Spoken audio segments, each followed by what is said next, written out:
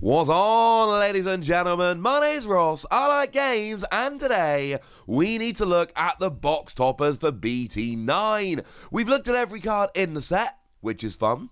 We've looked at all of the alternate art cards, which was fun. But we have yet to talk about the box toppers. Of course, box toppers' usual deal here, I'm imagining. Seems like you do get one of these in every box. Buy a box, get a box topper. It's rather lovely, and like we've seen in previous sets, it seems like we're talking about the Digitama. And we've seen this before back in BT6 as an example, which is the most recent, well, kind of the most recent English set. BT7 is just about coming out and has been released in some places, but BT6 is the last one that properly came out and is everywhere. We had half a dozen Digitama coming in as box toppers, one for each of the colours, red, blue, yellow, green, black and purple.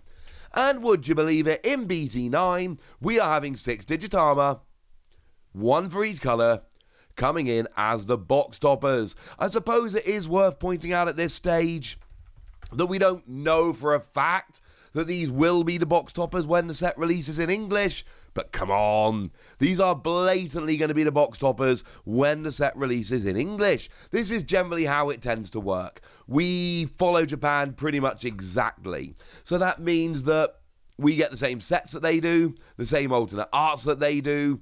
It's very much the same as them. Obviously, the pull rates are very slightly different and all of that, but it's not quite the point now, is it? We're getting the same box toppers, and that's rather lovely. So, let's take a look at the box toppers. We can compare the Digitama to their alternate art, and we can take a look at which ones are good and which ones we like. So there is a Koromon coming in here, one inheritable skill. All of our translations, I should say, from the lovely folks over at digimoncard.dev. And while this Digimon has either Agumon or Greymon in its name, it gains 1,000 power. And this is very standard, right? The standard Digitama thing, we've seen them do a bunch of stuff. But the standard Digitama thing is have an extra 1,000 power fairly easily in a very specific kind of deck. And that's what we get here.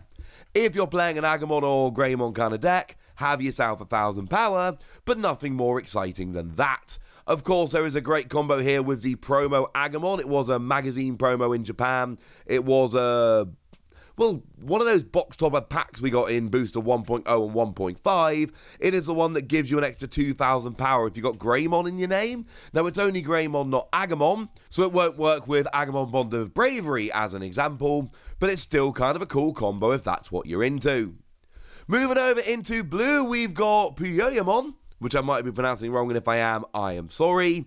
And we got one inheritable skill. Whenever a card effect adds a card to your hand, this Digimon gains 1,000 power. So once again, we've got the fairly standard gain an extra 1,000 power if you're able to, do something that isn't terribly difficult, like get an extra card in hand.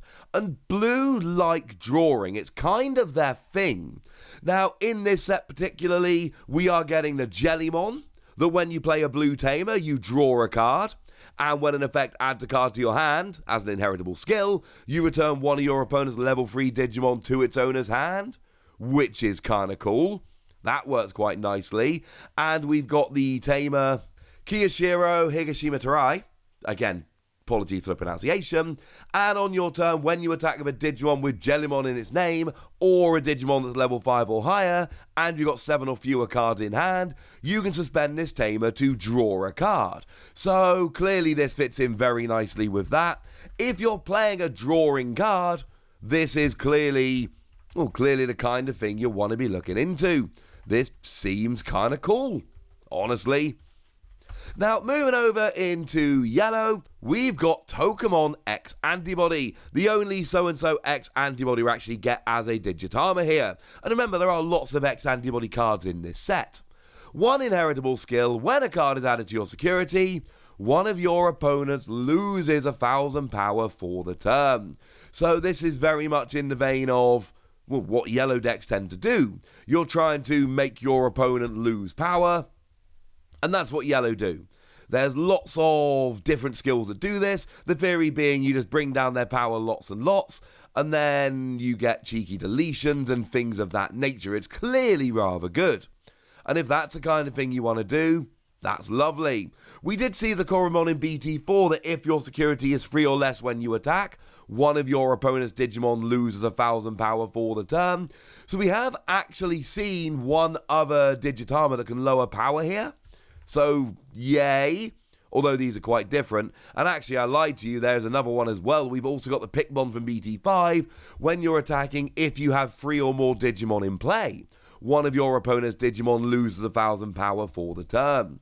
So, if you're playing a kind of yellow deck that is trying to lower power, you now get a little bit of a choice. Actually, I could also mention the Psurumon here. When this card is trashed due to Digiburst, one of your opponent's Digimon lose 1,000 power for the turn. It's a yellow thing, right? It's the kind of thing that yellow tends to do. Yellow love lowering power. So that's what you can do here. Yes, we've had other Digimon that can lower power that are yellow. It really is up to you as to which one you think is going to be most useful in any particular deck. Now over in green, we got Motomon coming in here. On your turn, while this Digimon has Insectoid in its traits, it gains 1,000 power. And this one is much more straightforward. It's very much like the Koromon, which is also coming in this particular set. It is just, if you're playing this particular kind of deck, you can have an extra 1,000 power. There are other ways to get you an extra 1,000 power. There are plenty of cards out there that will give you an extra 1,000 power. It really is just down to what kind of deck you're playing. Like I've said, gaining 1,000 power is your standard, ordinary, everyday, run-of-the-mill starter for 10 Digitama skill. So, honestly here, it's just down to, are you playing an Insectoid deck? If you are, then that is probably going to be a better way to get the extra 1,000 power. If not, Tokomon from BT1 that gives you an extra 1,000 power for the turn when you Digivolve, that might be a better option. Or the Budmon from BT4 that while you've got Digiburst you get an extra 1,000 power, that might be a better option. It really does depend on the kind of deck you're playing. But just blindly giving it to Insectoid decks, clearly a good idea. If you're playing Insectoid decks, this is going to be the easiest way to get that extra 1,000 power. If you're not, I don't know, play someone else. Now, Koromon comes in black here. While this Digimon has blocker, it gains an extra 1,000 power. Okay. It's another one like we've just seen with Motomon and like we saw earlier with Koromon here. In particular kind of decks, this is going to work very, very nicely indeed. But if not, then it's going to be rubbish. It really is as simple as that. The question is, are you playing a deck with a bunch of blockers? Are you trying to get blocking, quite frankly? And if you are trying to get blocking, this is beautiful and brilliant and wonderful. And if you're not trying to get blocking, this is rubbish. So it really is as simple as that. Are you playing a blocking deck? And I know black has a lot of blockers, but not every black Digimon has blocker, obviously. So the question is, are you playing enough blockers in your deck to make it worth it? If you are playing a blocker-heavy deck, this is clearly a good thing. And let's not forget, when you're blocking, you are stopping an attack. You're redirecting an attack towards you.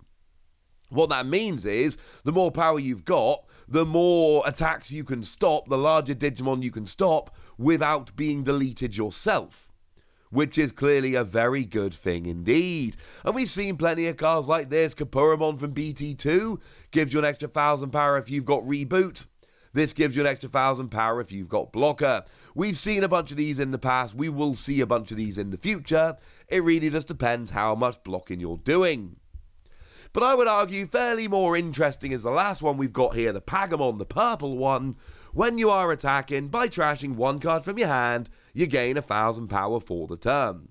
Now, firstly, this is good because it's not dependent on any factors other than, do you have a single card in your hand? If you have a single card in your hand, this is clearly a really good idea. You can just trash that card, gain 1,000 power, and it's not dependent on what Digimon you've got out or any of that. You can always give yourself the extra 1,000 power.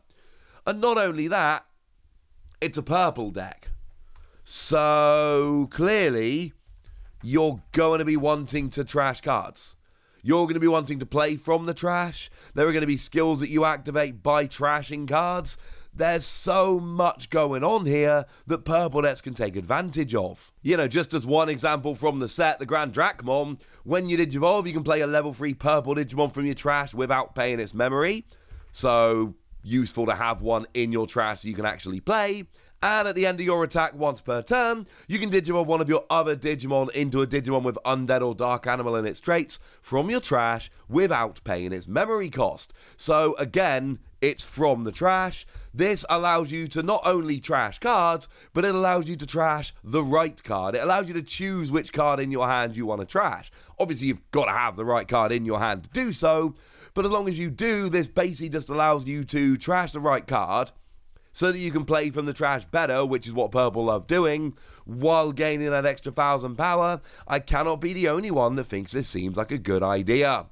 So we've got some Digitama here which are pretty gosh darn standard, and a couple which are a little bit more interesting, though all of them could be useful in the right deck. But now it's over to you guys. Which of these Digitama do you like? Which of the alternate arts do you like? Which one are you hoping for when you open your box? Let me know in the comment section. Go nuts!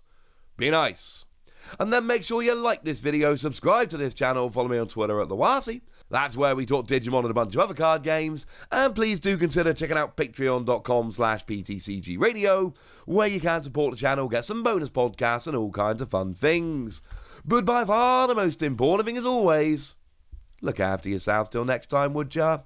Thank you very much for watching. My name's Ross, and you've been watching Wasi Plays.